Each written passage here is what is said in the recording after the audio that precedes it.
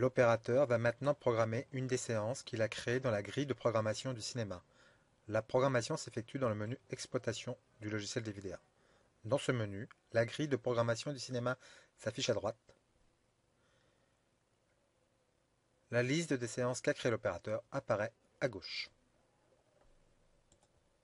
La grille de programmation du cinéma peut s'afficher de deux façons différentes.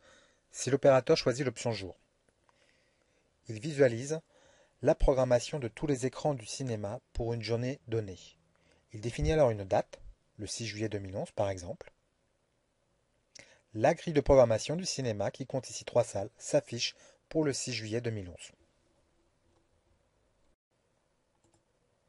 L'opérateur peut aussi choisir de n'afficher que la programmation d'un des 3 écrans du cinéma pour une semaine donnée. Il choisit alors l'option Auditorium. La salle dont il veut voir la programmation, ici la salle 1, et la semaine qui l'intéresse, par exemple la semaine du 6 juillet 2011. Cette semaine-là, la salle 1 du cinéma programme exclusivement le film Black Swan.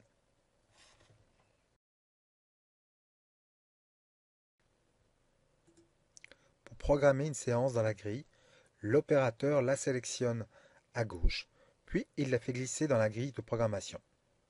Ici, il programme la séance de Black Swan à 18 h le 8 juillet 2011 dans la salle 1.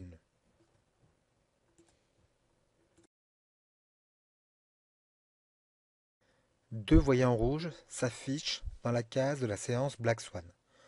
Le premier voyant indique à l'opérateur que tous les fichiers numériques de la séance Black Swan, c'est-à-dire le film, les publicités et les bandes annonces qui précèdent, ne sont pas encore chargés dans le serveur de la salle 1 où ils doivent être projetés. Il faut donc que l'opérateur transfère les fichiers de ces programmes depuis la librairie centrale jusqu'au serveur de la salle 1.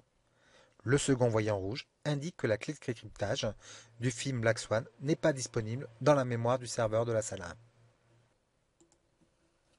Pour transférer les programmes qui composent la séance Black Swan dans le serveur de la salle 1, l'opérateur ouvre le menu Ingest. Il recherche la séance de Black Swan dans la liste de gauche, où s'affichent toutes les séances créées, puis il sélectionne en haut de la colonne de droite le serveur de la salle 1. S'affiche alors la liste des programmes stockés dans ce serveur. La séance créée pour Black Swan n'y figure pas encore. L'opérateur va la chercher dans la colonne de gauche et la fait glisser à droite. Cette action déclenche le transfert des programmes.